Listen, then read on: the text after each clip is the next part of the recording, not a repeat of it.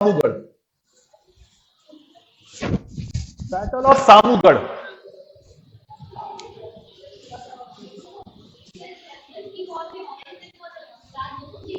हाँ, इस बैटल में औरंगजेब और मुराद अलायंस दोनों ने बनाया और रॉयल आर्मी के खिलाफ वॉर किया।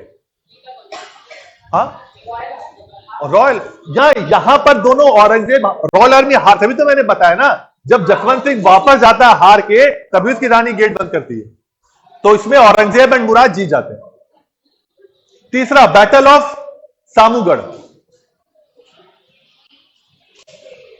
This was the most important battle, this was the most important battle which was fought between Aurangzeb and Dara Shikoh. This was the most important battle which was fought again between Aurangzeb and Dara Shikoh. आप भैया जब हार गए, आप कल class नहीं थी क्या? जब ये हार गए, बाकी जो उनके जो रॉयल आर्मी हारने लगी, तब अब आता दारा शिकोह, शाह बुलंद इकबाल, क्योंकि ये वॉर भाइयों के बीच था और इस समय जो शाह बुलंद इकबाल दारा शिकोह है, उसको शाहजहां घोषित कर चुका था कि he will be the next emperor of India. अब एक्चुअल में लड़ाई दारा शिकोह के ही खिलाफ थी। अब तीसरे बैटल में दारा शिकोह आता है। रिजल्ट, औरंगजेब इसमें जीत गया।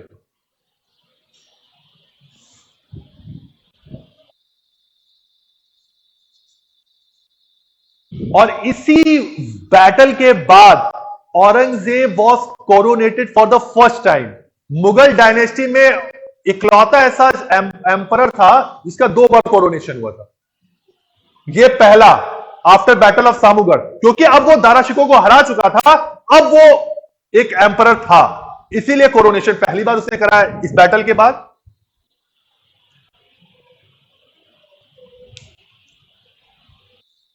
और ये सब जो बैटल है सब 1658 में चल रहे हैं, 1658 में, और अगले 2 जो बैटल होंगे वो 1659 में है। लिखिए, बैटल ऑफ खजवा चौथा, 4th one, Khajwa, between Aurangzeb and Shah Shuja, between Aurangzeb and शाहसुजा।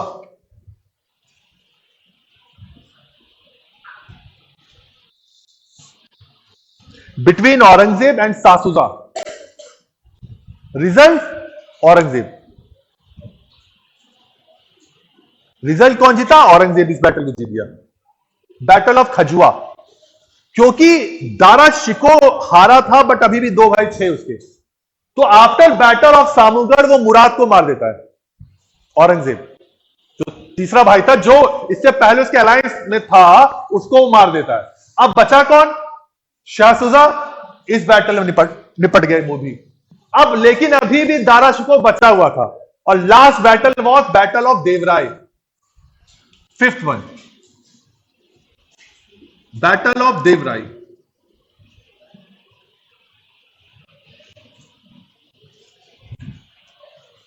Battle of Bahadurgarh पहला, दूसरा धर्मत, सामूगढ़, खजुआ और देवराय।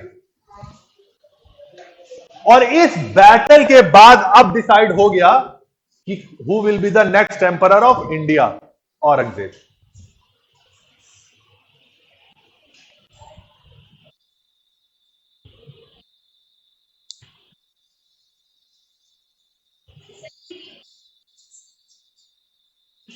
दारा शिकोह और Aurangzeb, Aurangzeb and Dara Shikoh.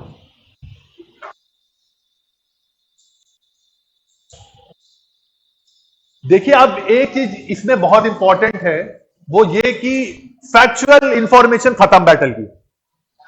Factual information important इसमें यह है, जो बैटल हो रहा था, this was battle between a secular emperor जो बन सकता था दारा शिकोह, क्योंकि कल मैंने बताया था मजमुल बहरीन, और दूसरा कौन है? औरंगजेब। शुरुआत में औरंगजेब इतना ऑर्थोडॉक्स या फैनेटिक नहीं था, बट चूंकि उसका बैटल एक ऐसे व्यक्ति से था जो एक सेकुलर था और उलेमा उससे खुश नहीं थे, दारा शिकोह से, तो उलेमाओं का अलायंस बनाने के लिए या उलेमाओं का सपोर्ट लेने के लिए औरंगजेब की अब ये रिलीजियस पॉलिसी से बिल्डअप होने लगी थी। क्योंकि जब वो उसको हराता सेकुलर पिलर को, अब सपोर्ट उसने किसका लिया था? ऑर्थोडॉक्स सेक्शन का लिया था इसको हराने के लिए। आप लोग में कभी नहीं पूछेगा, उसको इस्लाम का एनिमी बोला जाता था दारा शिकोह। रिसाल उल मुलाहिदा करके एक टाइटल है, कभी नहीं पूछाएगा, आप लोग नहीं पूछेगा, लेकिन एक है रिसाल उल मुलाहिदा। ये जो आप पढ़ते हैं, फैक्चुअल से पूछ रहा हूं, रिसाल उल मुलाहिदा जो है ये टाइटल था जो दारा शिकोह को दिया गया था। किसने दिया था? उलेमाओं ने दिया था। इसका मतलब क्या था? He is a enemy of Islam. अब आप सोचिए, अगर आपको इस्लाम के सपोर्ट चाहिए, अब औरंगजेब के लिए जरूरी था, तो वो क्या करेगा? अब उनको अपीज करेगा कि नहीं? इसीलिए जो रिलीजियस पॉलिसी है अब औरंगजेब की, आपको अपीजमेंट की दिखेगी। और इस बैटल के बाद दूसरी बार कोरोनेशन होता है उसका, after battle of Devrai. After battle of देवराई, पहली सामूगढ़ के बाद हुआ था और दूसरा बैटल ऑफ देवराई।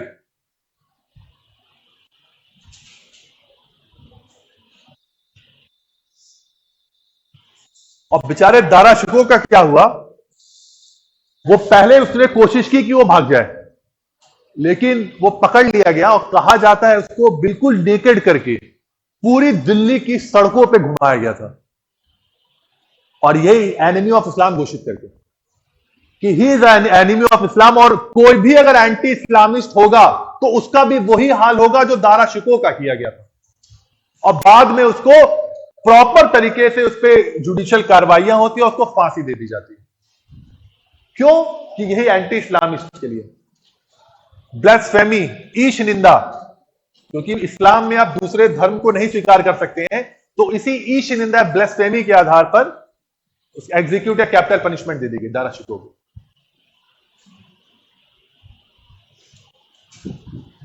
अब हम शाहजहां का टाइम पीरियड चल रहा है। अब देख लीजिए वेलफेयर प्रोग्राम्स ऑफ शाहजहां।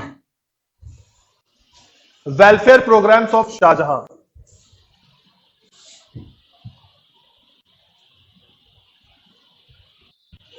देखिए पहला, he renovated the canal made by Firoz Shah Tughlaq. He renovated the canal made by Firoz Shah Tughlaq and named this canal as Nahr-e-Bisht. Nahr-e-Bisht। ये 1-2 साल पहले ये क्वेश्चन पूछा गया था, नहर-ए-बिश्त को किसने रिकंस्ट्रक्ट कराया था? शाहजहां ने। ये इसीलिए कहते हैं प्रीवियस ईयर क्वेश्चंस देखते रहिए, ये क्वेश्चन पूछा गया है, नहर-ए-बिश्त।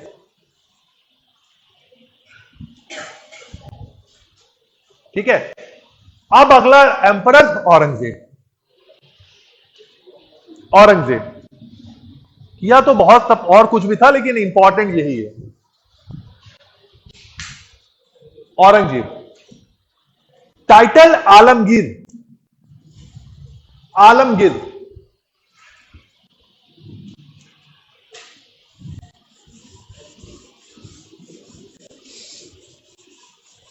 Alamgir, he was the only Mughal emperor who was coronated। ये पॉइंट इसमें ऐड कर लीजिए, 2 times। First after battle of Samugarh and second time after battle of Devrai. Actual में हुआ क्या, जब पहला बैटल जीता है तो उस समय जो एस्ट्रोलॉजर्स थे उन्होंने कहा दिन बादशाह, दिन बहुत अच्छा है, अब बन जाइए इस समय बादशाह। आफ्टर बैटल ऑफ देवराई तो पहली बार वो उनके कहने पर बनता है, बोला दिन बड़ा, हां नहीं हुमायूं एक ही बार है। अरे वो ऑफिशियली कोरोनेशन नहीं कराया ना, वो बादशाह, वो मान के चला मैं बादशाह हूं, मुझे तो भगा दिया गया यहां से। तो ये एक लौता ऐसा है। और इसके खिलाफ भी एक और इंपॉर्टेंट फैक्ट मिलेगा, he is the only emperor जिसके बाद 2 बार फतवा जारी हुआ है, एक इन फेवर और एक बार इन अगेंस्ट। पहली बार क्यों हुआ था? अब जिस बैकग्राउंड को ये बिलोंग करता था, चगताई ट्राइब्स, सेंट्रल एशिया के, वहां पे क्या है कि कभी भी अगर एम्परर जीवित है, दूसरा एम्परर नहीं बन सकता है। After the death of one emperor दूसरा एम्परर तभी बनेगा। बट अब क्या हो रहा, शाहजहां जिंदा था अभी, अब उसके जिंदा रहते हुए अब उसको ऐसे एम्परर बने वो, ये भी एक चैलेंज है ना, क्योंकि उसने तो उसके जो बड़े बेटे जो सबको सबसे ज्यादा प्यारा था, उसको मार के वो राजा बन रहा है, बादशाह बन रहा है। इसीलिए भैया कोई तैयारी नहीं इसकी राजपोशी के लिए। तब एक काजी आए, उसने इनको राजपोशी के उसके फेवर में फतवा जारी किया, बोला नहीं नहीं भैया, यही बादशाह है, यही है काबिल, इन फेवर। और बाद में 1679 के आसपास फिर से उसी काजी ने फिर से फतवा जारी किया अगेंस्ट में। क्यों? क्योंकि अब ये साउथ में जा रहा था, इस्लाम, जो इस्लामिस्ट किंगडम्स है उसके अगेंस्ट वॉर करने। और इस्लाम में मुस्लिम ब्रदरहुड का कॉन्सेप्ट है कि एक इस्लामिस्ट दूसरे इस्लामिस्ट व्यक्ति का खून नहीं बहाएगा।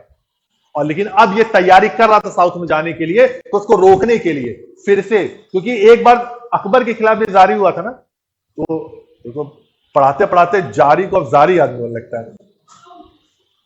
तो इसीलिए है कि 2 बार इसके खिलाफ हुआ है। अगला पॉइंट, हाँ कोई काजी था, कोई नाम मुझे नहीं पता, लेकिन उसने जारी किया था। जैसे अकबर के टाइम तो मुल्ला यजदी है, इसका नबी है समथिंग, कोई करीब बता दूंगा। पहला, वाइफ का नाम क्या है? क्या है? औरंगजेब की। अरे बताओ भाई, वाइफ ऑफ औरंगजेब,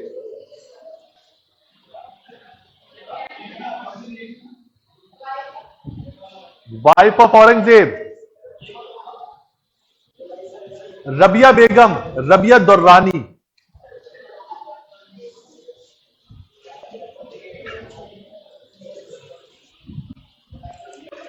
बस बता, रख लेना कि Rabia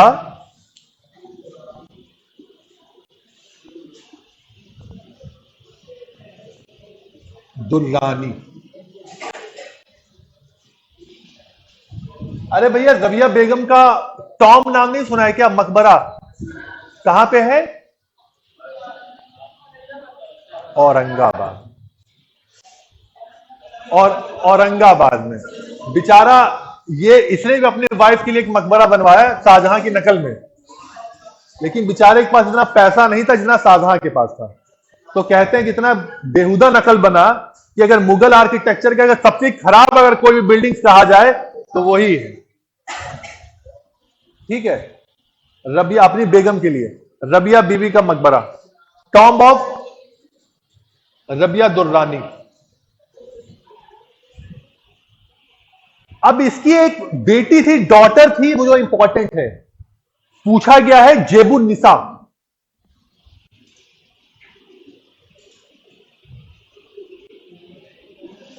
जेबुन Nisa, Zebun Nisa, she was the daughter of Aurangzeb,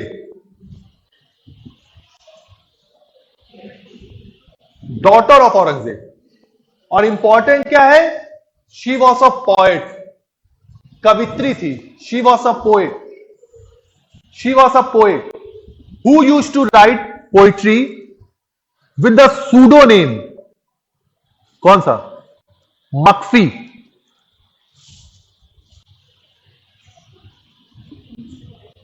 मक्फी pseudo name है। सूडो नेम समझते हैं ना? Pseudo name मक्फी।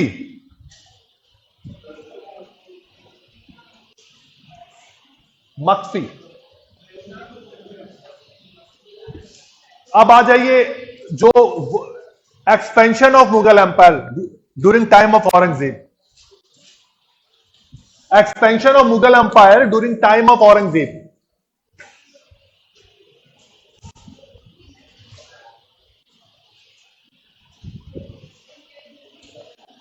Expansion of Mughal empire. अब भैया इसमें जो सबसे इंपॉर्टेंट कहां कहां हुआ है, डेक्कन में। डेक्कन में पहला लिख लीजिए, पहला कॉन्फ्लिक्ट्स विद मराठास। अब तानाजी आएंगे। अब conflicts with Marathas.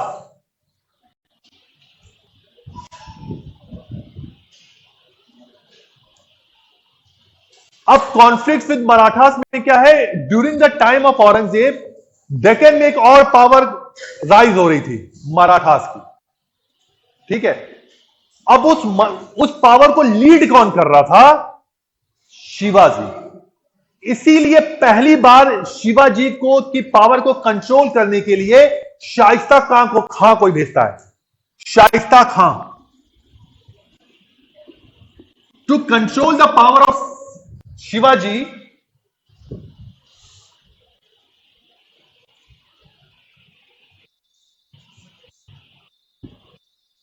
Aurangzeb sent a campaign under the leadership of Shaista Khan in 1660, 1660, in 1660,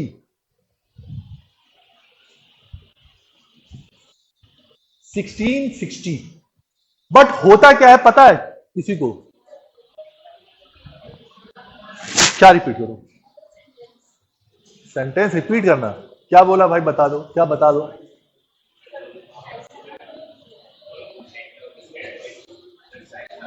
under Shaista का इन 1660। अब इसका रिजल्ट क्या हुआ? रिजल्ट उल्टा हुआ। भेजा तो गया था शिवाजी को कंट्रोल करने के लिए, बट इसने हुआ क्या, शिवाजी ने उल्टा इसके ऊपर अटैक कर दिया। In 1663, in 1663 Shivaji attack the fort of Pune.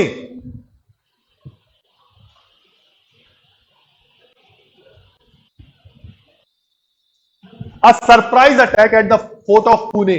Surprise attack था ये, guerrilla warfare. 1663 at fort of Pune, Pune.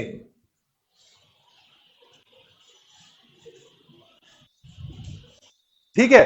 और सरप्राइज अटैक में हुआ क्या, जैसे तैसे बेचारा जो कमांडर है औरंगजेब का अपनी जान बचा के भागा, और उसी के बीच उसका जो एक अंगूठा है चला गया। ठीक है। मतलब जो पहला कैंपेन था against Shivaji, it was a total failure.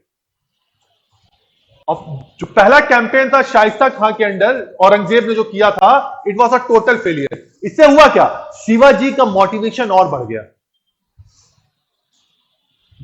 क्योंकि शिवाजी क्या कर रहे हैं धीरे धीरे, उस डेक्कन में जो मराठा इंडिपेंडेंस अभी तो क्या है, क्योंकि अभी तक पूरा पूरा मुगल कंट्रोल में था, उसको लीड कर रहे थे शिवाजी। धीरे धीरे उसी इंडिपेंडेंस के ये क्या हो गया, हो चुके थे, सिंबल हो चुके थे डेक्कन में। और अगर आप किसी कमांडर को एक बार हरा लोगे तो सीधी सी बात, आप मोटिवेटेड हो जाओगे।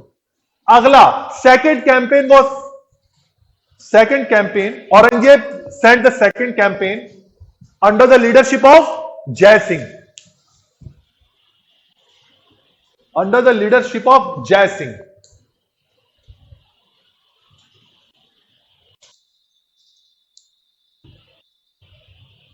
जय Singh succeeded in establishing a treaty between, or in establishing a treaty known as Treaty of Purandar, known as Treaty of Purandar in the year 1665, in the year 1665।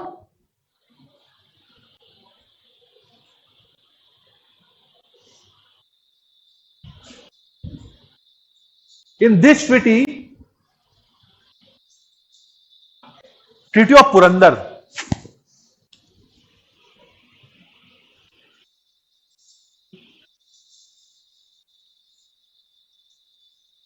In this treaty, three-fourth three-fourth part of Shivaji's empire was taken away by the Mughals. Three-fourth part, which included 23 forts.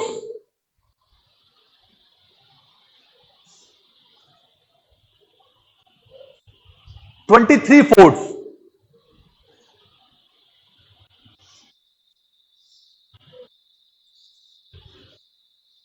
Shivaji also accepted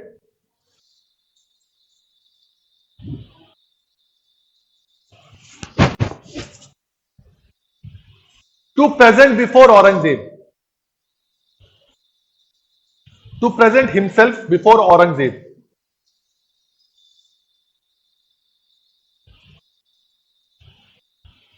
बात समझ में आई?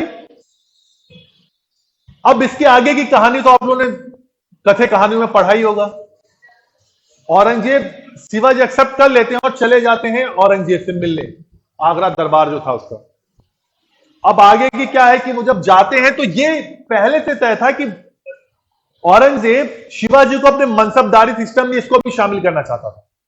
पंच हजारी मनसब का वो रखता भी है कि मैं आपको, आपके बेटे को, संभाजी को पंच हजारी मनसब का दूंगा। मनसबदारी सिस्टम क्या है इसके बाद पढ़ेंगे एडमिनिस्ट्रेशन में। फिलहाल समझ लिए पंच हजारी मनसब की बात हुई। 5,000 मनसब, पंच हजारी मतलब मनसब ऑफ 5,000। और उस समय जो 5,000 का मनसब होता था वो बहुत, जो भी एम्परर के जो नियरेस्ट वन होते थे उन्हीं को दिया जाता था। 5,000 और अबव, मतलब जो बहुत ही नियरेस्ट होगी उनको ही दिया जाएगा। बट हुआ क्या, यहां तक तो ठीक था, शिवाजी ने एक्सेप्ट कर लिया था। लेकिन जब शिवाजी पहुंचते हैं दरबार में तो औरंगजेब जो उनसे डील करता है वो ऐसा करता है कि he was a common king, मतलब जैसे आम लोग बैठते हैं ना वैसे ही शिवाजी है। अब शिवाजी के सेल्फ रिस्पेक्ट के लिए दिक्कत हो गई। वो वहां डेक्कन के अपने आप को मराठा भगवा लहरा रहे हैं, यहां पर औरंगजेब उनको वैल्यू नहीं दिया। अब जो मिलने गए थे तो वापस चले जाते हैं वो, मतलब उनको लगता है भैया यहां तो नहीं, वो वापस चले जाते हैं। औरंगजेब इनको गिरफ्तार करवा लेता है और आगरा का जो जयपुर भवन है, जयपुर हाउस है, वहां पे इनको इंप्रिजन कर देता है। और उसके आगे की स्टोरी पता कैसे निकले कि क्या वो लड्डू वड्डू जो भी थे टोकरी में निकल उकल के जैसे जैसे भागी। 1666 में वापस जाते हैं शिवाजी और फिर से जो मराठा का जो एक्सपेंशन था या जो मराठा स्टेट स्टैब्लिश करना चाहते थे वो काम फिर से शुरू करते हैं। अब जो तानाजी था वो उसी का पार्ट था। जो मूवी स्टार्ट होती है तो उसी से शुरू ही होती है कि औरंगजेब ने कंट्रोल कर लिया है, ट्रीटी ऑफ पुरंदर हुई है, फोर्ट सारे ले लिए गए हैं। जब और शिवाजी वापस आ रहे हैं फिर से वो एक एक फोर्ट फिर से जीतते हैं। उसी फोर्ट में जो फोर्ट ऑफ सिंगर था और उसी फोर्ट में फोर्ट ऑफ जो बाकी सब जो भी सारे फोर्ट है, रायगढ़ है, सिंगर है, जो भी है, वो सारे फोर्ट उसी ही दौरान जीते गए। और 1674 में finally Shivaji establish the first Maratha empire in India, जिसको बाद में पेशवास ने आगे बढ़ाया था। 1674 में जब हम मराठास पढ़ेंगे तो वहां और क्लियर हो जाएगा। इतनी बात समझ में आ गई? ठीक है। हाँ, कैपिटल आगरा, कैपिटल थी आगरा नहीं दिल्ली थी, लेकिन था वो समय आगरा में।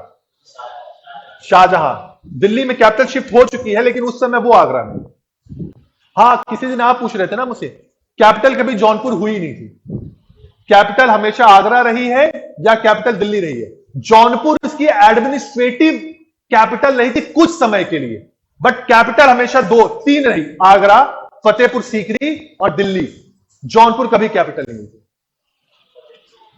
आगरा अकबर के टाइम में,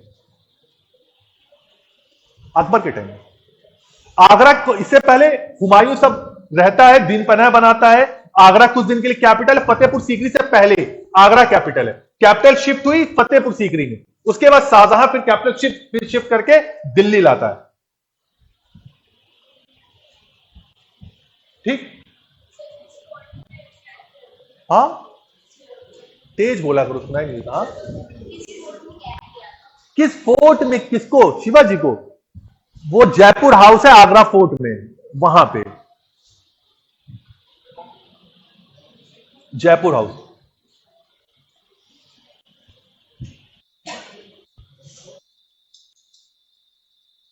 अगला जब 1680 में डेथ होती है, अब वो मैं आगे एक साथ बता दूंगा। संभाजी अगला बनते हैं छत्रपति।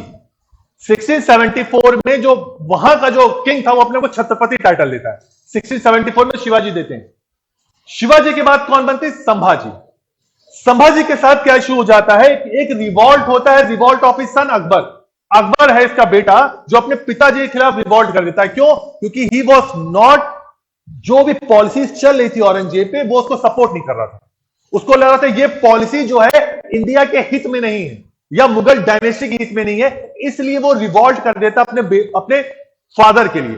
और सपोर्ट कौन करता है उसको? मराठास, संभाजी। इसीलिए जो अगला कैंपेन होता है वो संभाजी पे होगा। और किस लिए होगा? Because he was supporting his rebellious son Akbar. वो 1680 के बाद है, लेकिन शिवाजी तक रहिए, उसके बाद हम आगे एक साथ बढ़ेंगे।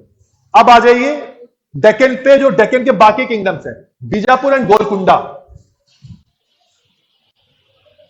मराठा खत्म, अगला Bijapur and Golconda.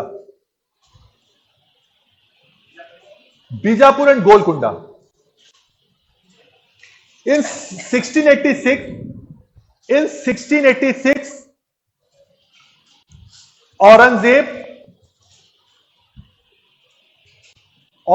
Captured Bijapur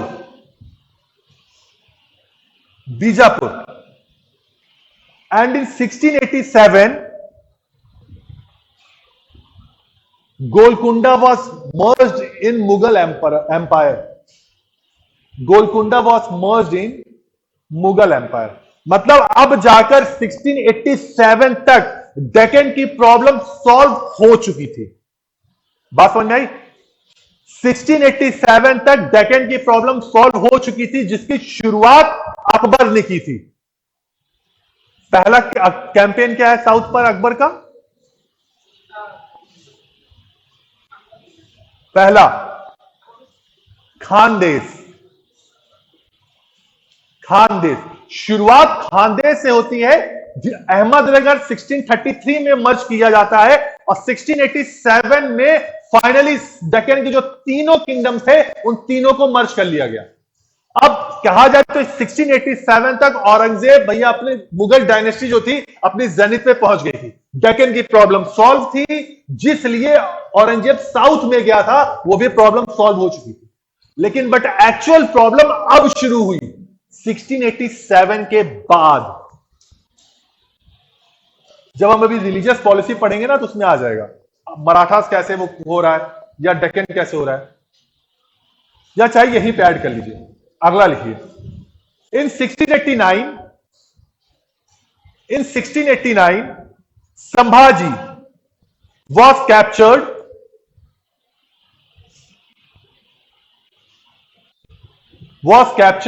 and was executed. Sambhaji को 1689 में कैप्चर कर लिया गया, गिरफ्तार कर लिया गया और उसी टाइम उसको एग्जीक्यूट या फांसी दे दी गई। अब देखिए, यही औरंगजेब की पहली गलती थी और सबसे बड़ी गलती थी।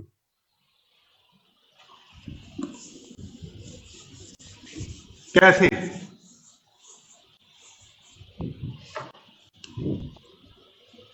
मान लीजिए ये मराठा से कहीं है, ठीक है, डेक्कन की प्रॉब्लम सॉल्व हो चुकी है, तो थोड़ा सा और हम साउथ में पहुंच गए। बीजापुर भी हमारे पास आ चुका था, मराठा इनके मुगल के पास आ चुका था, गोलकुंडा भी आ चुका है। ये इस समय मराठा है। 1687 की सिचुएशन है कि डेक्कन की प्रॉब्लम सॉल्व हो चुकी है, मराठास इस समय पीसफुली रह रहे हैं। अब जो रिवॉल्ट कर रहे थे मुगल डायनेस्टी के खिलाफ वो नहीं हो रहा है, क्योंकि मराठा किंगडम एस्टेब्लिश हो चुकी थी। फाइनल डेस्टिनेशन उनका वही था जिसमें शिवाजी सफल हो गए थे। गलती वो क्या कर देता है, इन दोनों को जो मर्ज करता है और उसके बाद जब संभाजी को मार देता है। मराठा एडमिनिस्ट्रेशन है, मराठा सोसाइटी की एक प्रॉब्लम ये थी, जो छत्रपति था वो छोटे छोटे जमींदारों को एक साथ जोड़े हुआ था। Under the rule of Chhatrapati जो छोटे छोटे ग्रुप थे, प्रेशर ग्रुप कह लीजिए या पावर ग्रुप कह लीजिए, वो सब अटैच्ड थे किससे? छत्रपति से। अब जब छत्रपति नहीं रहा तो हुआ क्या? जो पावर ग्रुप थे वो बिखर गए। अब जब बिखरेंगे तो क्या करेंगे, वो इंडिपेंडेंटली लड़ना शुरू कर देंगे, क्योंकि अब उनको सबको लगेगा ना कि भैया हम मराठा के अंदर क्यों रहे। ग्वालियर को लगेगा हम अपना किंगडम बना ले, पुणे को लगेगा हम अपना बना ले, और किसी स्टेट को लगे हम अपना बना ले। तो हुआ क्या, ये सब बिखर गए और इन सबने बाद में मिलकर औरंगजेब के खिलाफ रिवॉल्ट कर दिया under the leadership of Raja Ram और उसके बाद उसकी विडो ताराबाई। बात समझ में आई। कर वो यही सकता था इस समय कि इनसे ट्रीटी कर लेता औरंगजेब और डेक्कन की प्रॉब्लम सॉल्व हो जाती। इनसे ट्रीटी कर लिया, बीजापुर और गोलकुंडा को मर्ज कर चुका है। गलती क्या किया, जैसे संभाजी को मारता है, जो छोटे छोटे प्रेशर ग्रुप पावर ग्रुप थे वो अब इंडिपेंडेंट हो गए अपने इंडिपेंडेंस के लिए। और इसी की डेथ की बात 1692 में मराठा वॉर ऑफ इंडिपेंडेंस शुरू हो गई। क्वेश्चन पूछा हुआ है कि मराठा वॉर ऑफ इंडिपेंडेंस की शुरुआत कब से मानी जाती है। 1690 मतलब 1689 में उसकी डेथ हुई है संभाजी की, और 1690 में मराठा वॉर ऑफ इंडिपेंडेंस शुरू हो गई है under leadership of Raja Ram. Raja Ram was the younger brother of Sambhaji. छोटे भाई ने की लीडरशिप ने मराठा वॉर ऑफ इंडिपेंडेंस शुरू हो गई। और अगर आपको टैक्टिक्स के हिसाब से समझाऊं, डिफेंस थोड़ा जिसने पढ़ा होगा, गलती वो क्या कर गया औरंगजेब, उसने अपनी आर्मी को ना फैला दिया। अपनी आर्मी को उसने फैला दिया। फैला दिया क्या मतलब, मान लीजिए ये है तो उसने क्या किया, इसने कहा अब तो हम कंट्रोल कर चुके हैं तो सबको कंट्रोल कर ले एक साथ। गलती क्या हो गई इससे, आर्मी उसकी कमजोर पड़ गई। अब जो छोटे छोटे जो पावर ग्रुप थे इन चैनल्स को अब हराने लगे, इन चैनल्स को अब हराने लगे, जिससे मराठा जो का जो वॉर ऑफ इंडिपेंडेंस है वो उसको और बूस्टअप मिला। और फाइनली जो है 1777 में बाद में साहू जी को कैप्चर कर लिया गया था। साहू जी को, संभाजी के बेटे साहू जी थे, जब लेटर मुगल्स पढ़ेंगे ना तो ज्यादा क्लियर होगा। साहू को कैप्चर कर लिया था औरंगजेब ने। जब उसको लगा कि अब क्या करें, मुगल डायनेस्टी को लगा कि अब क्या करें मराठा को कंट्रोल करने के लिए, तब वही डिवाइड एंड रूल पॉलिसी कि साहू को रिलीज करो, अब साहू इनसे लड़ेगा, ताराबाई से लड़ेगा, क्योंकि अब ताराबाई एक्चुअल में एम्परर हो चुकी थी वहां की ताराबाई। अब ताराबाई अपने बेटे को राजा बनाना चाह रही थी, और साहू जी किसके बेटे हैं, संभाजी के। अब इन्हीं को फूट डलवा दो, और दोनों के बीच वॉर हुई भी, मराठास में आपस में वॉर हुई। और मराठा यूनाइट कब होते हैं, जब पेशवास आते हैं। तो इसीलिए छत्रपति का रोल अब धीरे धीरे कमजोर होने लगा। आपस में लड़के इन्होंने अपनी पावर को खत्म कर लिया था। राइज ऑफ पेशवास जब पढ़ेंगे तो और क्लियर हो जाएगा। इतनी स्टोरी समझ में आई, गलती क्या हुई औरंगजेब की, इसने क्या किया, जो भी था क्लियर हुई थी बात। फैक्चुअल बस इतना सा है, बाकी मैंने आपको एक्स्ट्रा बता रहा हूं कि संभाजी की डेथ कब हुई, मराठा वॉर ऑफ इंडिपेंडेंस कब शुरू हुआ। मराठा वॉर ऑफ इंडिपेंडेंस को लीड किसने किया था, Raja Ram, who was the younger brother of Sambhaji. और after the death of Raja Ram किसने लीड किया, हिज विडो ताराबाई।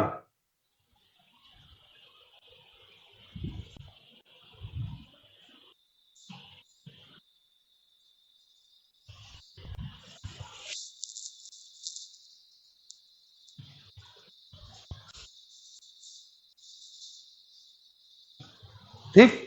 अब भैया सबसे इंपॉर्टेंट टॉपिक औरंगजेब का, religious policy of Aurangzeb. Religious policy of Aurangzeb, क्योंकि इसके बाद कुछ रिवॉल्ट्स हुए थे, वो जब रिलीजियस पॉलिसी बता दूंगा और रिवॉल्ट को समझना आसान हो जाएगा।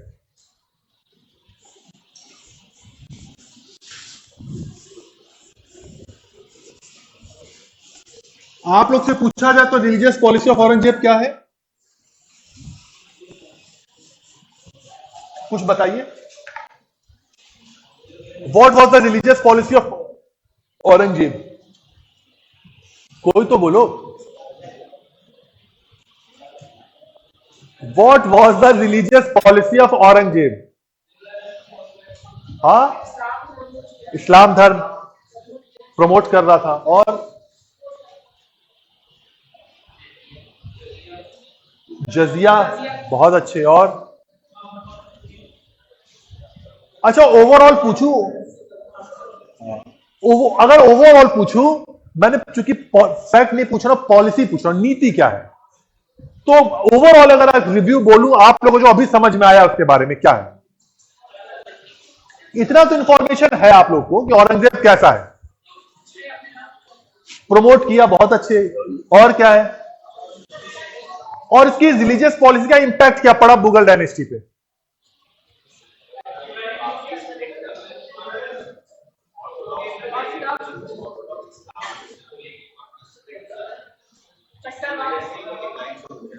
इसी वजह से।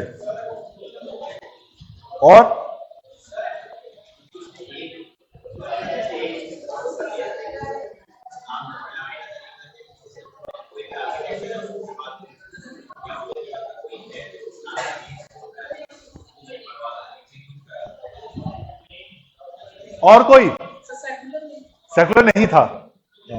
हाँ बोलिए, बोला रहा।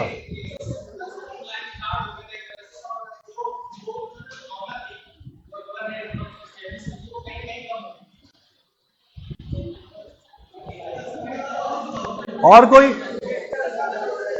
अच्छा, इसको इसको ऐसे पढ़ते हैं, चलिए एक लिखिए, हेडिंग डालिए रिलीजियस पॉलिसी ऑफ औरंगजेब, एक लिखिए ट्रेडिशनल व्यूज। ट्रेडिशनल व्यूज इसको ऐसे लिखिए, religious policy of Aurangzeb.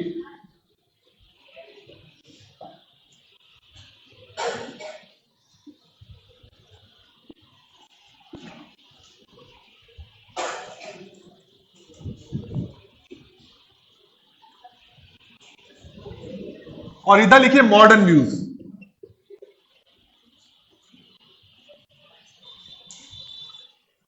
Traditional views और मॉडर्न व्यूज।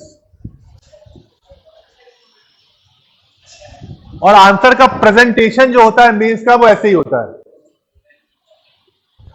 मेंस के आंसर का प्रेजेंटेशन ऐसे ही होता है। अगर आपको बहुत कुछ लिखना हो, बहुत कुछ लिखना हो, और आपके पास, क्योंकि पेज तो वहां पे लिमिटेड है, तो ये एक बेहतर तरीका अपनी बात कहने का कि आप फैक्ट्स लिख दीजिए और बाद में उसी फैक्ट्स को एनालाइज कर दीजिए, क्योंकि अगर पैरा में लिखने लगेंगे तो आपके पास जगह कम पड़ जाएगी। ठीक है, ट्रेडिशनल व्यूज में लिखिए। पहले हम लिखेंगे क्या, पहले हम फैक्ट्स लिख लेते हैं इसमें, उसने क्या क्या किया जो आप लोग बता रहे थे। मॉडर्न व्यूज में हम उसको एनालाइज कर लेंगे। ठीक है, फैक्ट्स में लिखिए। पहला, he prohibited the use of kalma on the coins. He prohibited the use of kalma on coins.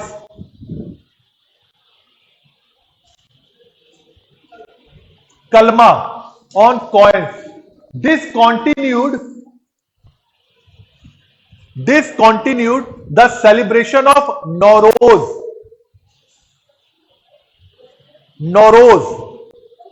Nowruz पता है क्या है?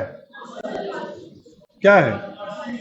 पर्शियन न्यू ईयर बोला जाता है इसको। पर्शियन एक फेस्टिवल है Nowruz. Discontinued the celebration of Nowruz. अगला, appointment of मुहत्सिब।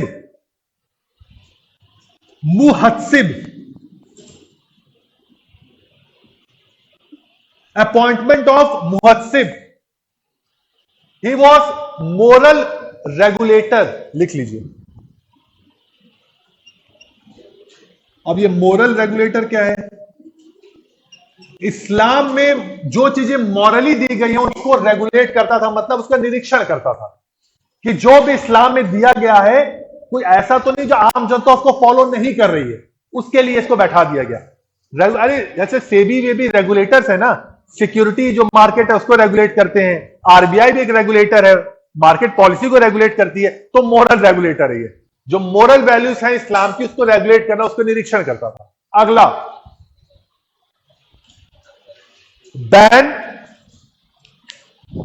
ban on music. He banned the playing of music in the court. Playing of music in the court.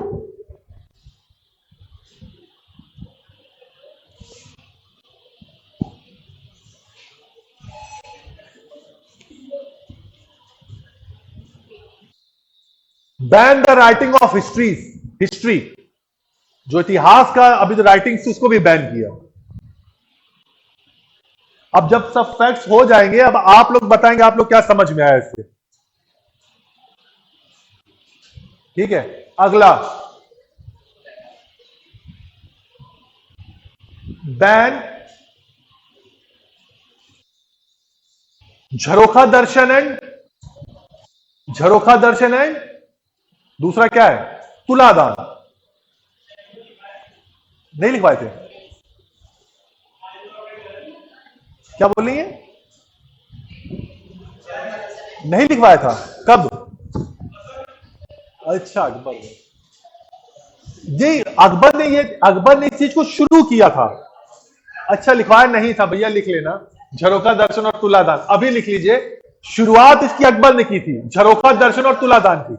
वैसे मैंने झरोखा दर्शन बोला है क्योंकि मुझे याद है, बोलता था अकबर एक टाइम में अपने दर्शन देने आता था, और लोग उस समय अपने ईश होते हैं, अपने ईश्वर होते हैं, उनका दर्शन लेने टेंपल जाते थे ना, उसी प्रकार अकबर एक टाइम फिक्स कर लिया था, आता था वो अपने दर्शन देने, आम लोगों को अपने दर्शन देने, उसको झरोखा दर्शन बोला गया। और तुलादान क्या है?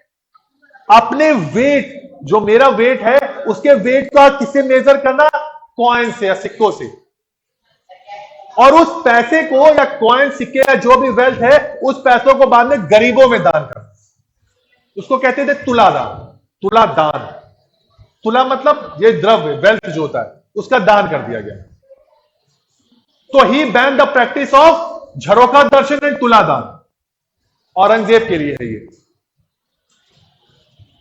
ही ban the practice of Jharokha Darshan and Tuladan. Anti Islamist है ये भी। झरोखा दर्शन का कॉन्सेप्ट भी यही है, क्योंकि जो बादशाह है इसमें ईश्वर की तरह पेश हो रहा है। ठीक है ना, इसीलिए इन सब चीजों को बैन कर रहा है। एंटी इस्लामिस्ट जो भी चीजें हैं वो धीरे धीरे बैन कर रहा है। अगला, इन 1665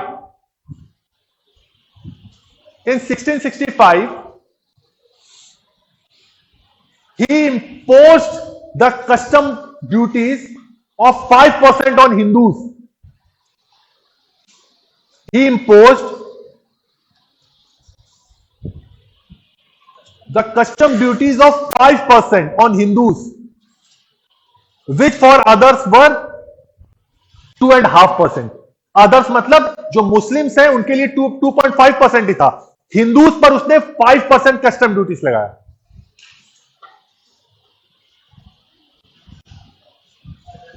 And in 1667, Muslims were free from custom duties. खत्म ही कर दिया। हाँ, in 1665, he imposed the custom duties of 5% on Hindus, while for others it was 2.5%. Others मतलब मुस्लिम्स के लिए। And in 1667, Muslims were freed from custom duties. मतलब कुछ नहीं देना है, फ्री। हाँ, prohibited the practice of Sati practice भी इसी ने खत्म कर दी। अकबर ने भी की थी, बट वो इतना स्ट्रिक्टली से इंपोज नहीं कर पाया था, इसने बिल्कुल कहा खत्म करो सती को। वो तो बाद में चला। प्रैक्टिस देखिए, राजा और बादशाह ऑर्डर दे रहा है, लेकिन हिंदुओं में एक बड़ी गंदी आदत है, बड़े ये भी रिजिड होते हैं। प्रैक्टिस को तभी, जो ये प्रैक्टिसेस अभी भी फॉलो की जा रही थी, बादशाह गया, उसके बाद बादशाह चला गया, फिर प्रैक्टिस में चीजें आ गई। बादशाह तो 1707 तक ही है ना। अगला,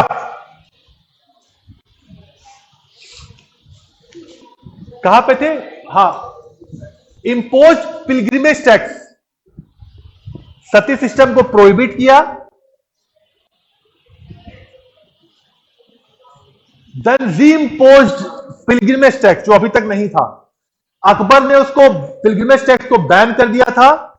शाहजहां ने कुछ एक बार लगाया, बट कविंद्राचार्य के कहने पर उसने फिर से उसे खत्म कर दिया, इसने फिर से पिलग्रिमेज टैक्स लगाया। 1668 की बात है ये सब। अगला, इन 1669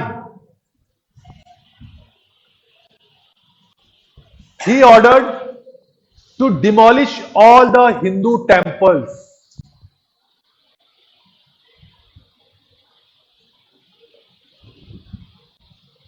And as the result, temples of, कहां के टेम्पल टूटे थे?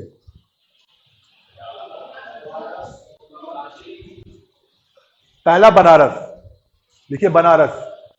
दूसरा मथुरा का Keshav Rai temple, Keshav Rai temple, bracket में लिख लीजिएगा, this temple was built by Veer Singh Bundela. ये पूछा गया एक बार, Keshav Rai temple was built by whom? तो this temple was built by Veer Singh Bundela of Bundela dynasty, of Bundela dynasty. हाँ, यही वीर सिंह बुंदेला जिसने जहांगीर को सपोर्ट किया था, लेकिन बाद में इसी के बेटे जुझार सिंह बुंदेला ने रिवॉल्ट कर दिया। और कहा जाता सोमनाथ का भी तोड़ा गया था, सोमनाथ टेम्पल। अरे अपना काशी विश्वनाथ, किसमें? केशव राय में, विष्णु कृष्ण, केशव राय नाम ही आ गया, केशव, केशव मतलब कृष्ण।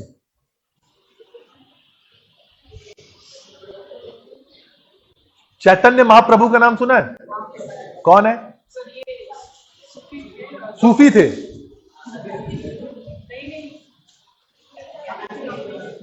चैतन्य महाप्रभु हाँ, बंगाल में सही है।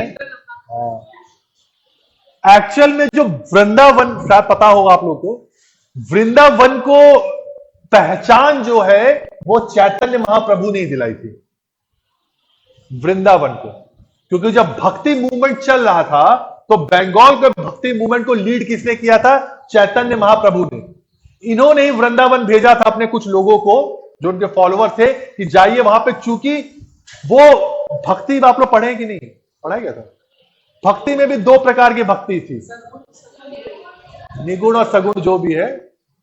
उसमें ये जो थे ये सगुण वाले उसमें आते थे कि जो आइडल वर्शिप को करते थे, और आइडल वर्शिप में भी कौन? कृष्ण। और अकॉर्डिंग टू हिम कृष्ण जो है वो नॉर्मल, हम जिस रूप में हम देखते हैं, हम उनका अवतार समझते हैं ना, तो वो क्या कहते हैं? कृष्ण इज अ ब्रह्म, वो ही ब्रह्म है, बाकी सब उसके पार्ट्स हैं, शिव ब्रह्मा वो सब, एक्चुअल में कृष्ण ही ब्रह्म है।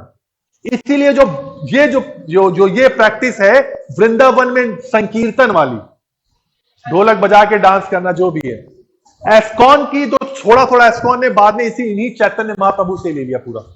तो वृंदावन को पहचान दिलाने वाले यही थे चैतन्य महाप्रभु।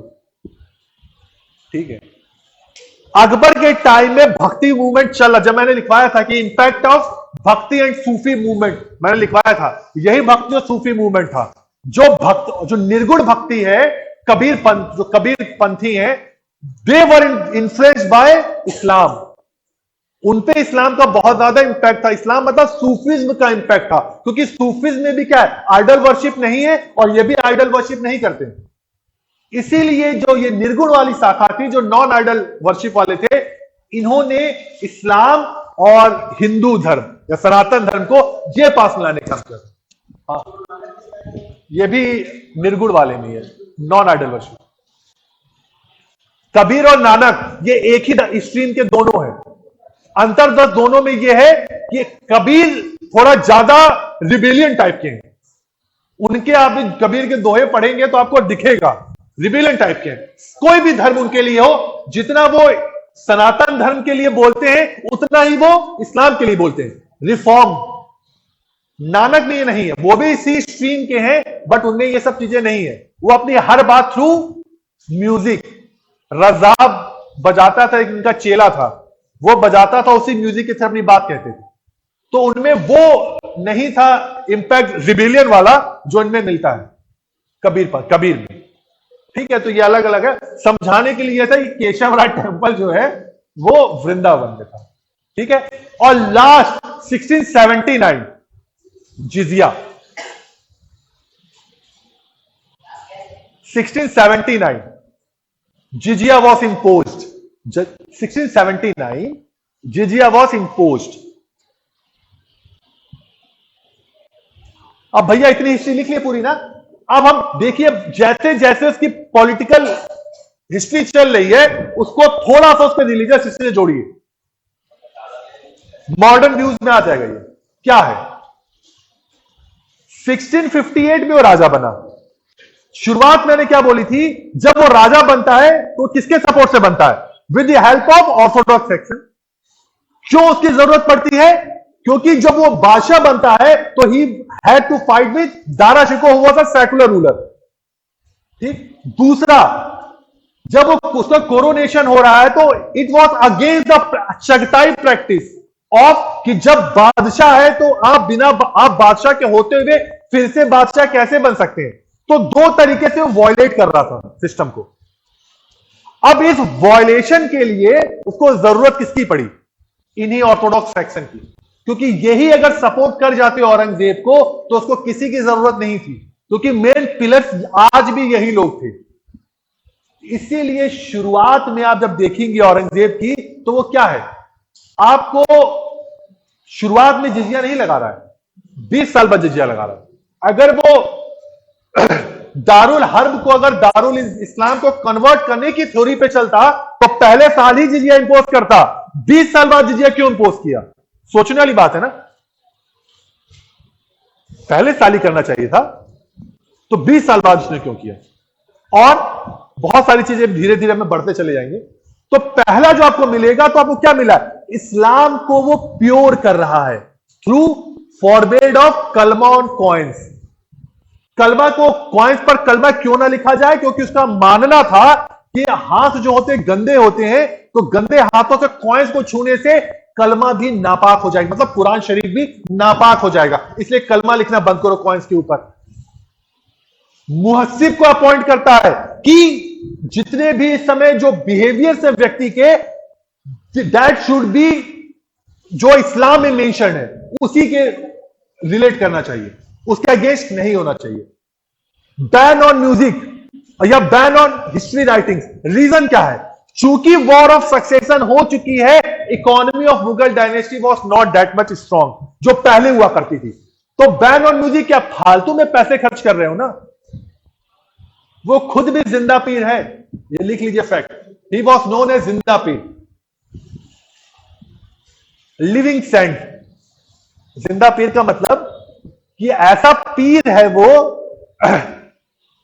सेंट मतलब कि वो बादशाह नहीं है, बादशाह के रूप में बैठा हुआ एक सेंट है. जैसे कि वो कुछ भी ऐसा कोई काम नहीं करता है जो शो करे कि वो बादशाह की तरह लेविश लाइफ वो जीता ही नहीं है.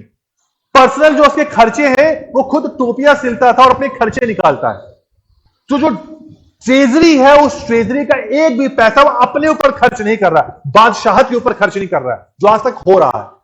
वो बड़े बड़े आर्किटेक्चर नहीं बनवा रहा है. क्यों? क्योंकि उसको लगता है एंटी इस्लामिस्ट है. वो बात अलग है, पैसा ही नहीं है तो बनवाओगे कहां से? लेकिन वो इन सबको एंटी इस्लामिस्ट बोला क्योंकि उसके अकॉर्डिंग टू हिम इस्लाम में दिखावा ठीक नहीं है. इस्लाम में जो शो ऑफ है इस्लाम के लिए ठीक नहीं, इसलिए इन चीजों को बैन करता है. हिस्ट्री राइटिंग को बैन करता है. क्यों? क्योंकि उस समय तक पूरा पूरा ट्रांसलेशन डिपार्टमेंट बनाया जाता था जो पेड होता था, सैलरी दी जाती थी. अब भैया लिखोगे लिखवाओगे हिस्ट्री तो क्या होगा? सैलरी देनी पड़ेगी, इसलिए वो भी बैन करो. ठीक है. तो शुरुआत में आपको क्या लग रहा है कि वो इस्लाम को प्योर कर रहा है, साथ साथ जो इसकी इकोनॉमी इस समय खत्म या बहुत कमजोर हो चुकी थी उसको वो मेंटेन कर रहा है जैसे तैसे शुरुआती दौर में. उसके बाद 1665 आता है. पहली बार आपको इसकी पॉलिसी में थोड़ा सा दिखने लगेगा हिंदू वर्सेस इस्लाम वाला. क्यों? क्योंकि पहली बार उसने डिफरेंशिएट किया टैक्सेस में कि भैया 5% हिंदू देंगे और 2.5% ही मुस्लिम्स देंगे. ऐसा क्यों था? और 1667 ने बिल्कुल ही खत्म कर दिया. जरूरत इसलिए पड़ रही थी क्योंकि एट दैट टाइम जो मुस्लिम्स थे उनके पास एम्प्लॉयमेंट था ही नहीं. तो बिजनेस में प्रमोट करने के लिए, अरे भैया आज के टाइम में समझा दें क्या है, कौन सी पॉलिसी आज गवर्नमेंट की? स्वरोजगार योजना क्या है? भैया गवर्नमेंट की आपको जॉब नहीं दे सकती है, आपको अपना रोजगार खुद को देना होगा। इसीलिए गवर्नमेंट पॉलिसीज लाती है। कौन कौन सी? Startup India, stand up India, Mudra policy. ये क्या है? टू प्रमोट सेल्फ एम्प्लॉयमेंट, क्योंकि गवर्नमेंट आपको जॉब नहीं दे सकती। इसीलिए चूंकि बादशाह है, ऑर्थोडॉक्स है और ऑर्थोडॉक्स होने के कारण इस्लाम जो उसके ब्रदर्स हैं उसको प्रमोट करना जरूरी है। इकोनॉमिकली वो उसको स्ट्रेंथन करना चाह रहा है, इसलिए मर्चेंट जो ट्रेड है इसलिए उनको बढ़ावा दे। इसलिए कह रहे भैया तुम 2.5% ही टैक्स दो, लेकिन कुछ तो करो। इस्लाम में आज भी बिजनेस नहीं ठीक माना जाता है, सूद पे दिया गया पैसा ठीक नहीं माना जाता है। Islamic bank concept, Islamic bank क्या है? Islamic bank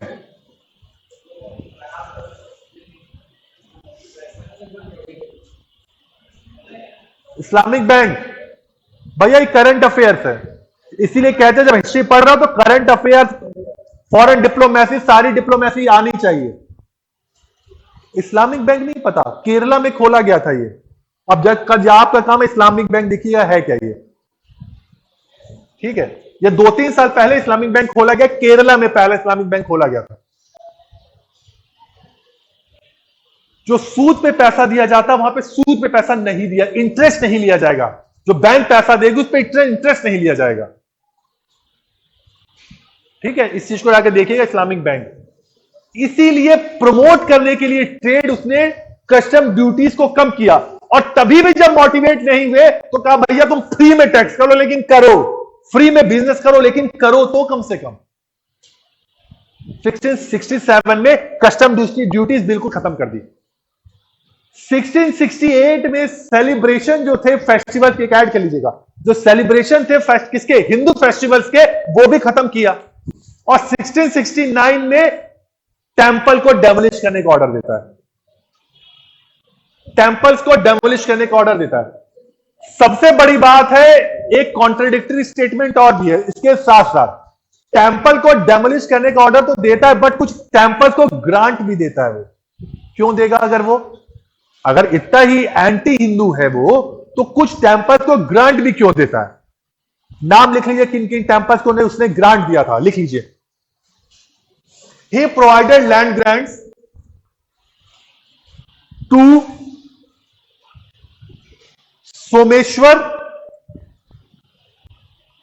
Someshwarnath Mahadev temple in Allahabad या प्रयागराज।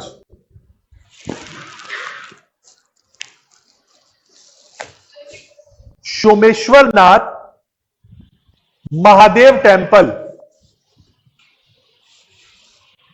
इन प्रयागराज, और दूसरा जंग नाम बाड़ी शिवा टेम्पल एट उज्जैन। बाड़ी शिवा टेम्पल एट उज्जैन। जंग नाम बाड़ी शिवा टेम्पल एट उज्जैन।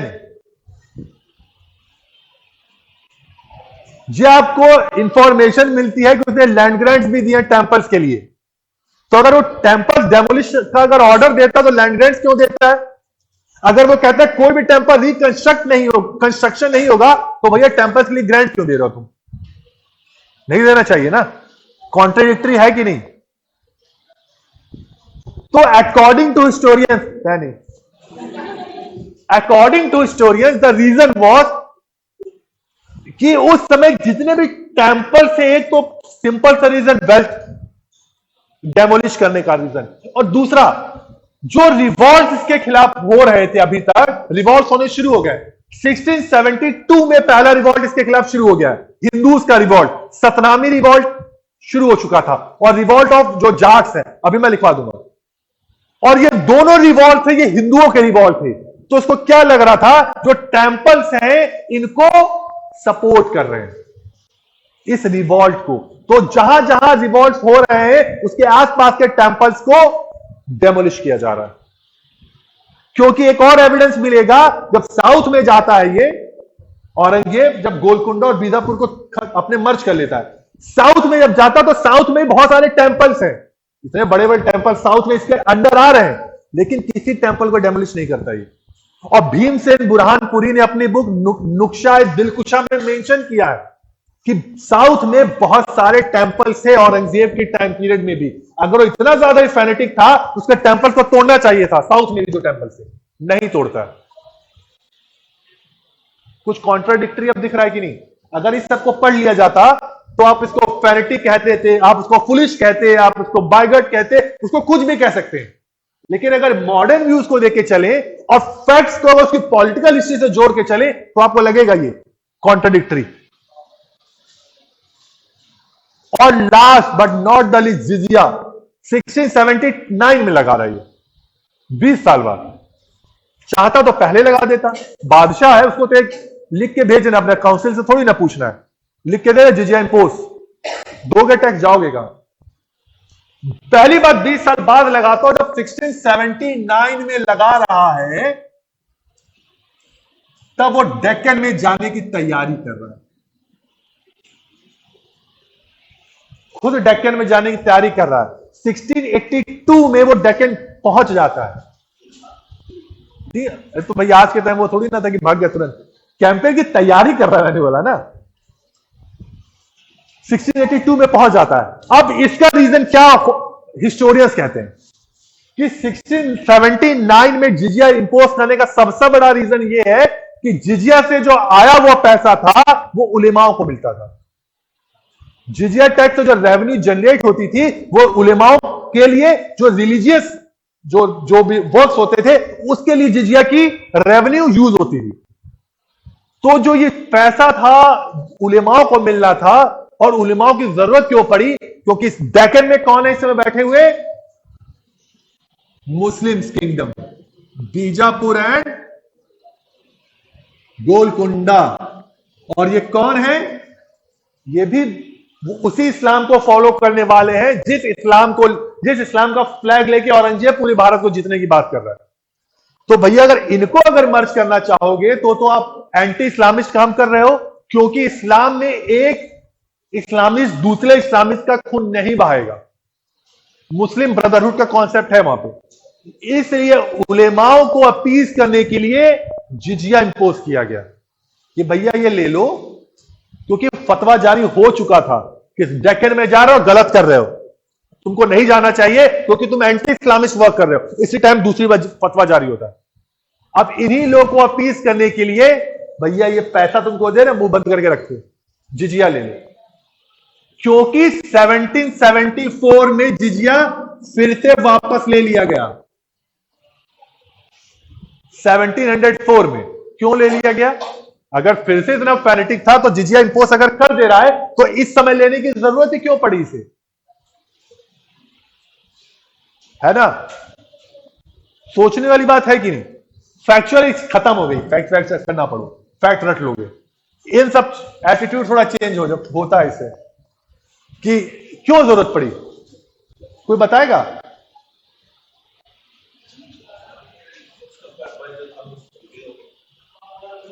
इस समय राजपूत के खिलाफ इसका कॉन्फ्लिक्ट चल रहा था, राजपूत को। अब राजपूत को अपीज करने की जरूरत थी, इसलिए जिजिया हटा लिया गया। बात समझ में आ रही है? आपको तो नींद आ रही है ना? पहली क्लास दिक्कत रहती है। बात समझ में आ रही है? अरे भैया आ रही, नींद तो नहीं आ रही है? क्योंकि फैक्ट्स तो हो जाता खत्म, जल्दी खत्म मैं कर चुका होता अभी तक। बात समझ में आई थोड़ी सी? नहीं आई? ठीक है, नहीं आई। चलिए, मतलब इतना मेरा काम था बताना, समझ में आ जाए तो बहुत अच्छी बात है। मैंने कोशिश की कि जो थोड़ा सा हिस्ट्री को इस तरीके से भी देखिए। History is not all about facts. ठीक, अगला आ जाइए, राजपूत पॉलिसी। राजपूत पॉलिसी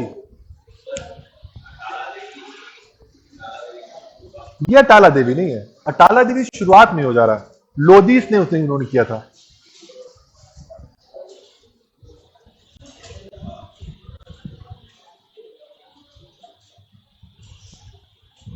अगला राजपूत पॉलिसी। अब भैया राजपूत पॉलिसी क्या है?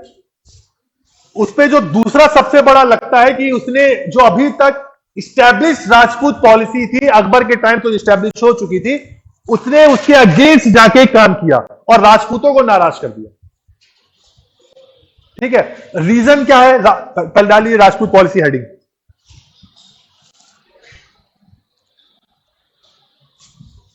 Problem arised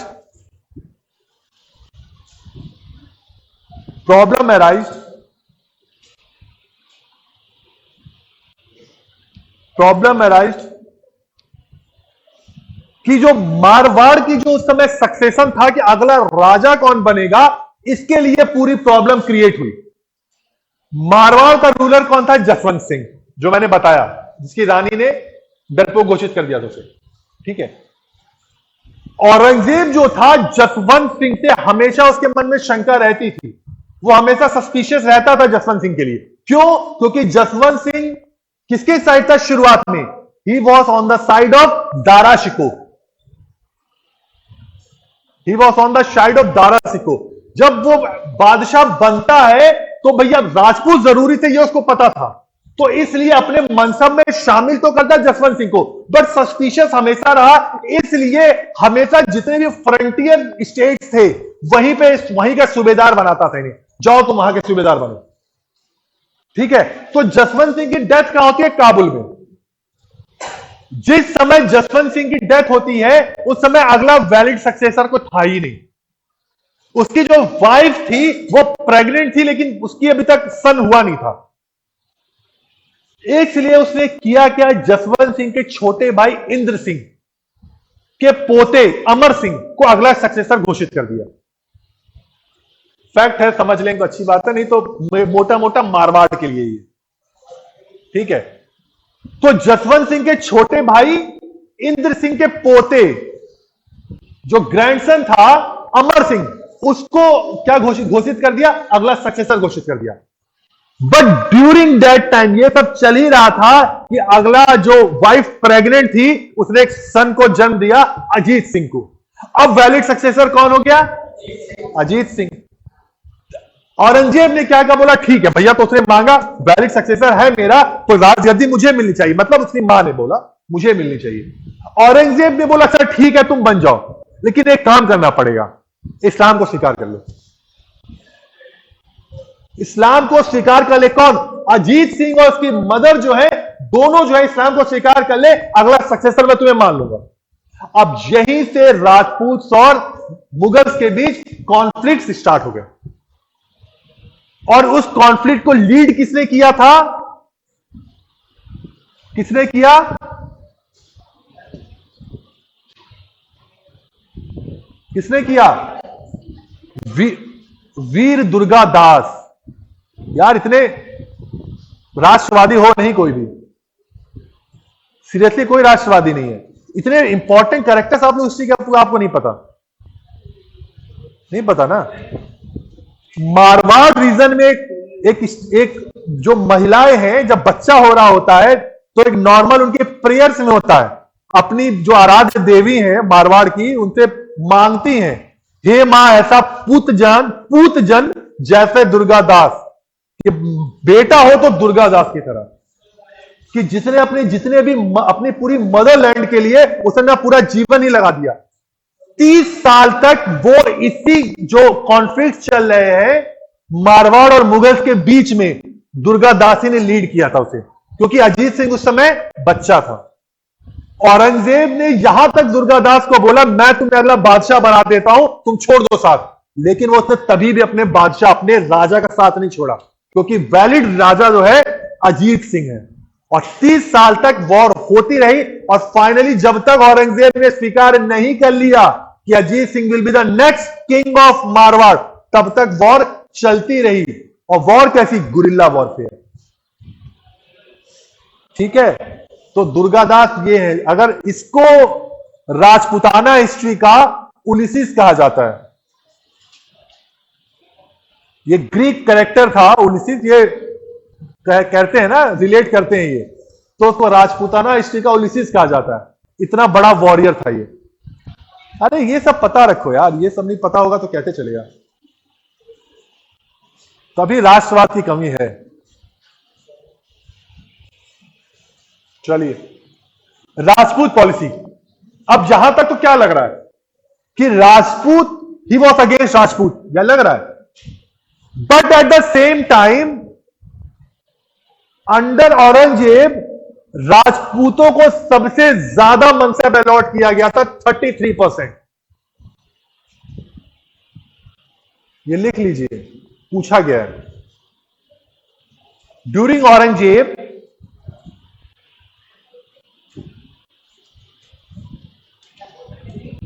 33%।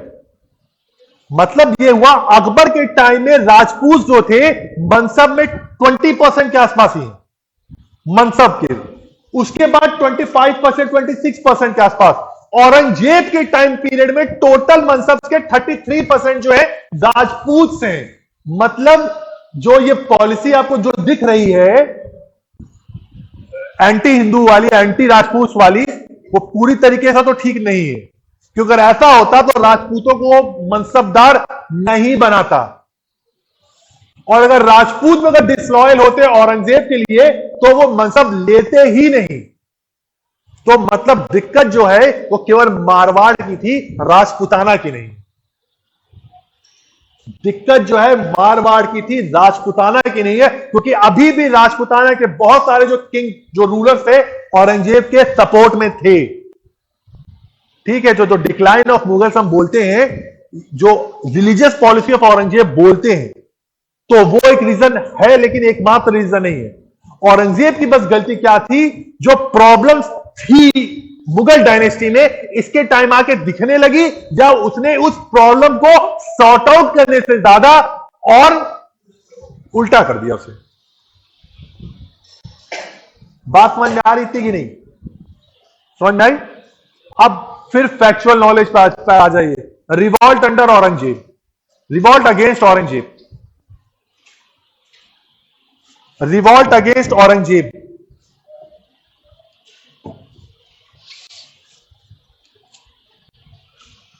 लिखिए, revolt of Jats, revolt of Jats.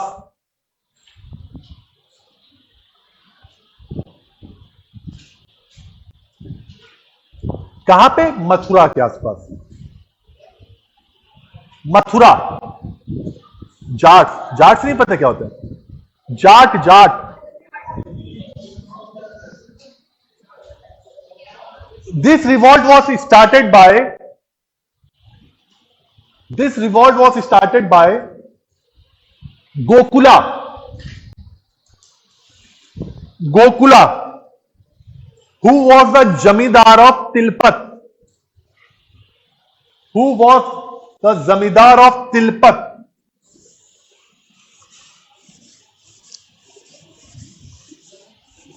Tilpat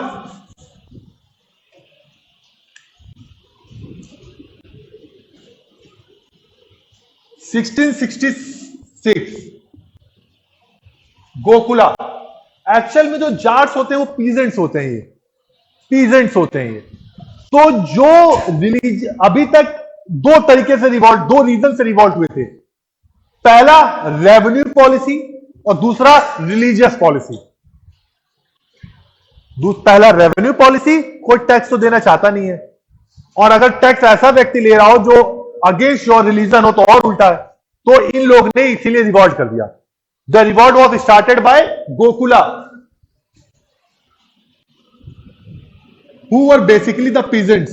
उसमें कुछ लोग जो थे ये जमींदार हुआ करते थे, और इसी जमींदार में गोकुला ने इस रिवॉल्ट को स्टार्ट किया था। ठीक है, जिसको औरंगजेब ने सप्रेस कर दिया इन 1686। इसी पॉइंट में in 1686 the revolt again broke under the leadership of Raja Ram, under the leadership of Raja Ram. वो राजा राम दूसरे हैं, ये राजा राम दूसरे हैं। Under the leadership of Raja Ram. 1686 सबसे इंपॉर्टेंट बात, इसने सिकंदरा पे आगरा के आसपास जो सिकंदरा है, अकबर की जहां ग्रेवयार्ड थी, माना जाता है कि अकबर की कब्र में से उसकी बॉडी को निकाल के जो भी बची कुची हड्डियां थी उनको भी उसने जला दिया था, इसी राजा राम ने। राजा राम, ये इंपॉर्टेंट है, लिख लेना कहीं। यहां पे उसे सिकंदरा पे भी अटैक किया था, सिकंदरा।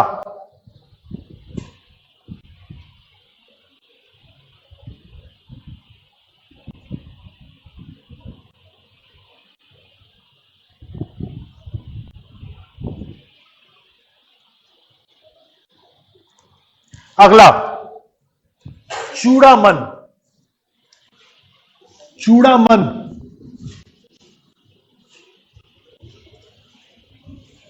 चूड़ामन इसी जाट रिवॉल्ट में ही है। चूड़ामन इस्टैब्लिश, या लिख ली, he was the founder of first Jat kingdom in India. He was the founder of the first Jat kingdom in India.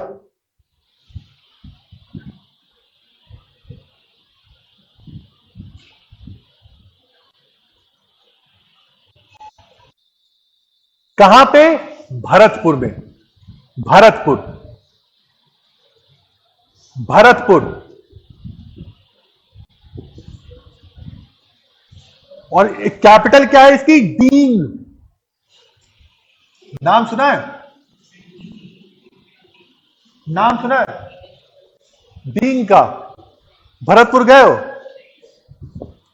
तो उसी जब जयपुर की तरफ बढ़ोगे वहीं भरतपुर पड़ता है, और वहीं पास में एक डींग के महल, पैलेसेस। डींग जो है पैलेसेस के लिए फेमस है।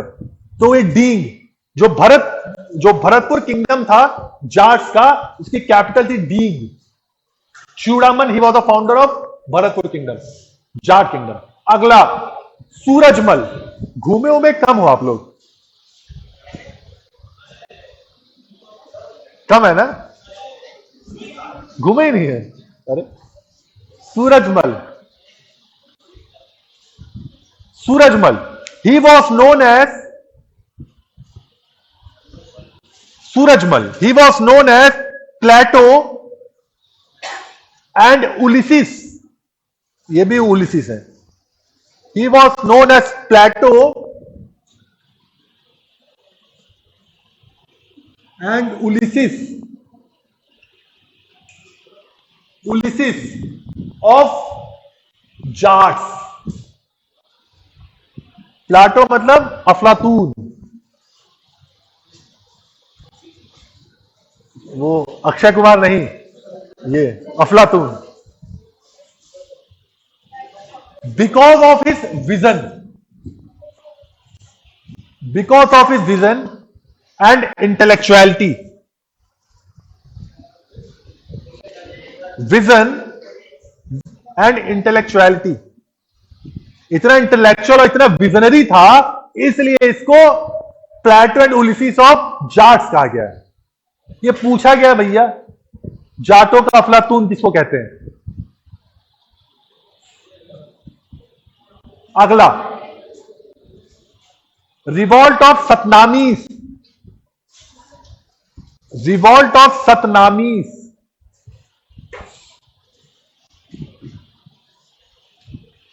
सतनामीस रिवॉल्ट सबका बोल रहे 1672 में, दोनों रिवॉल्ट 1672, मतलब पहला 1666, ये 1672 सतनामीस वाला जो है। पहला 66, 86 राजाराम, ये सब उसी के पार्ट थे। 72 अगला है सतनामीस। सेंटर कहां था? नारनौल में। नारनौल कहां है? हरियाणा। नारनौल हरियाणा।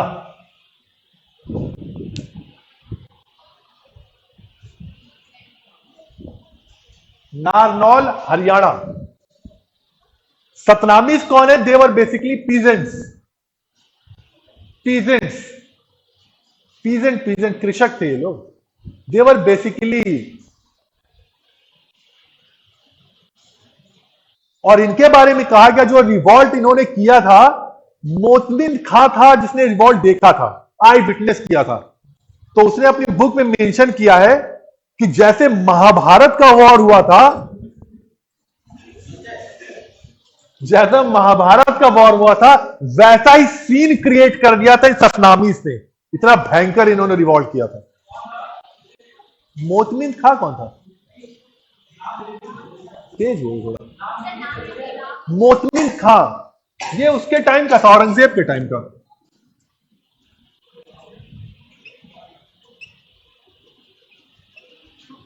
पूछेगा नहीं, बता दिया। जो बोल दिया पूछेगा उसको कहीं टिक मार लिया करिए, स्टार मार्क कर लिया करिए। और जो बोलते नहीं पूछेगा वो नहीं पूछेगा। लेकिन चूंकि मैं बोल देता हूं, बहुत कुछ बोल देता हूं, पूछेगा पूछेगा, तो सब पे तो मार नहीं सकते, लेकिन उसको पढ़ लिया करिए, पूछेगा। ठीक है, अगला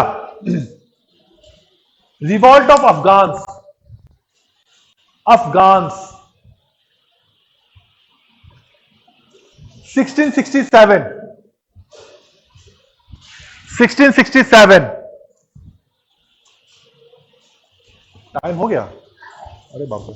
दिस रिवॉल्ट वॉज 67 67 दिस क्या, दिस रिवॉल्ट वॉज 1667। अरे भैया आगे पीछे हो गया, वो इतना गुस्सा ना करिए। ये रिवॉल्ट किसके लीडर, किसने किया था? यूसुफजई ट्राइब्स ने। यूसुफजई ट्राइब्स, यूसुफजई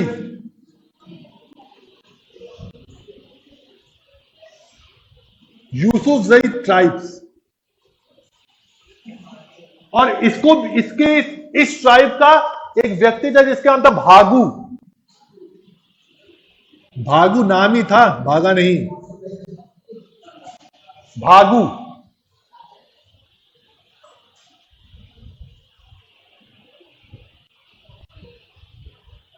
ठीक है, 1667। अफगान्स का जो अगला रिवॉल्ट था लिख लीजिए, भागु, हाँ भैया भागु ही है। 1672 अफरीदीस रिवॉल्टेड।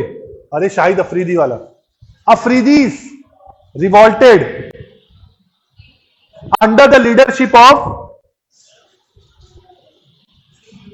Leadership of Akmal Khan. Akmal Khan. Revolt of Bundelas. अगला रिवॉल्ट ऑफ बुंदेला किसने किया था? वेब सीरीज वालों कोई है? Web series Chhatrasal.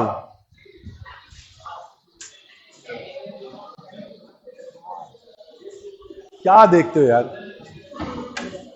शुरुआत में जो रिवॉल्ट है वो चंपत राय शुरू करते, छत्रसाल के पिताजी थे ये, चंपत राय। बाद में इस रिवॉल्ट को किसने आगे बढ़ाया? छत्रसाल ने। एक्चुअल में छत्रसाल जो था मनसब था, इसका मनसबदार था औरंगजेब का। औरंगजेब ने इसी छत्रसाल को शिवाजी को कंट्रोल करने के लिए डेक्कन भेजा था। But he was so much impressed by Shivaji, वो बाद में जो मराठा इंडिपेंडेंस का कॉन्सेप्ट लेके जो शिवाजी ले चल रहे थे, उसको ले अब शिवाजी ले सकते हैं तो मैं क्यों नहीं कर सकता हूं। ये बाद में बुंदेला इंडिपेंडेंस का कॉन्सेप्ट लेके चल जाता है, शुरू कर देता है, और बाद में ये रिवॉल्ट करता है औरंगजेब। अरे पूरी वेब सीरीज है भाई छत्रसाल की। अब अमेजन प्राइम पे, ये मुझे नहीं पता किस पे है, छत्रसाल करके ही है, छत्रसाल। क्योंकि वो कभी हारा नहीं औरंगजेब से, और फाइनली बुंदेला जो किंगडम एस्टैब्लिश भी होता है। और revolt of Sikh, revolt of Sikh